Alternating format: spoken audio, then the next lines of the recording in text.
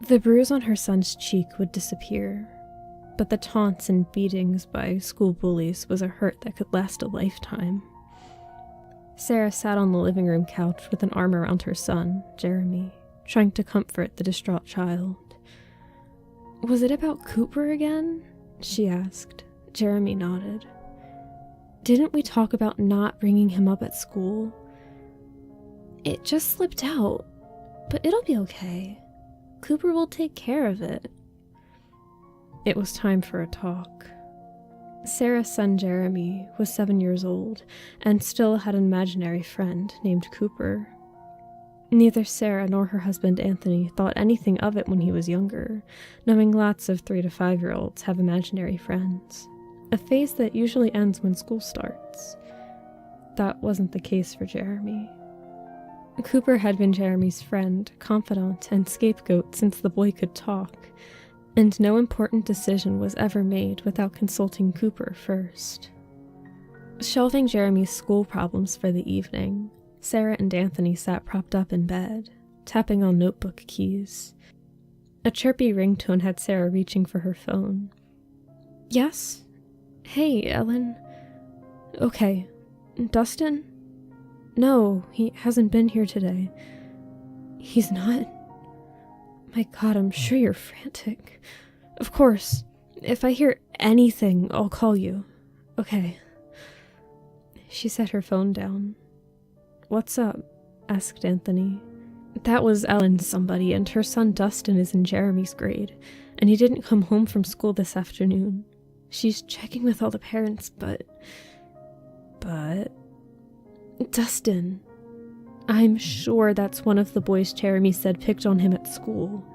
Maybe he got a taste of his own medicine. What's weird is that Jeremy said something about Cooper taking care of it." "Cooper?" Anthony lifted his eyes from his screen.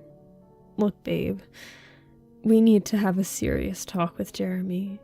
He's way too old for imaginary friends, and now it's starting to cause him grief at school." "You're right. Just give me a couple of days to check out some things," said Sarah, closing her laptop. After doing research and contacting online sources, Sarah told Anthony she was ready to talk about Cooper with their son. She reasoned they'd gotten past Santa Claus, the Easter Bunny, and the Tooth Fairy, and now it was time for Jeremy to move beyond imaginary friends and join the real world. That evening, they called the boy down from his room and set everyone around the kitchen table. "You know, Jeremy," Anthony began, "lots of kids have imaginary friends when they're little. It's perfectly normal. But as they grow older and they make real friends, most kids stop talking to the make-believe ones." "I told you before, Dad. Cooper's not an imaginary friend. He's real. I can see him." Sarah put a hand on Jeremy's shoulder.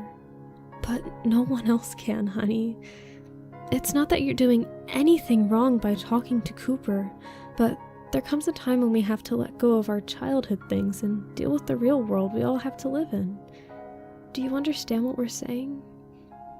"I think so, but what if Cooper doesn't want to go?" Sarah smiled at her husband.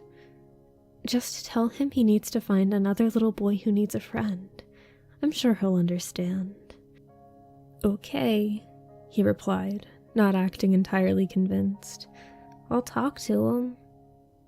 Jeremy thumped upstairs, and the two started preparing dinner. "That went better than I thought it would," said Anthony. "Yeah, I'm surprised. We'll see what Cooper has to say." A short time later, they heard Jeremy's familiar footsteps in the hallway. He swept into the kitchen to make his announcement. "I talked to Cooper, and he's going to leave." Sarah smiled. "Jeremy, that's great news." "And the best thing is, he's taking all of us with him." "What do you mean?" asked Anthony, suddenly inhaling noxious fumes.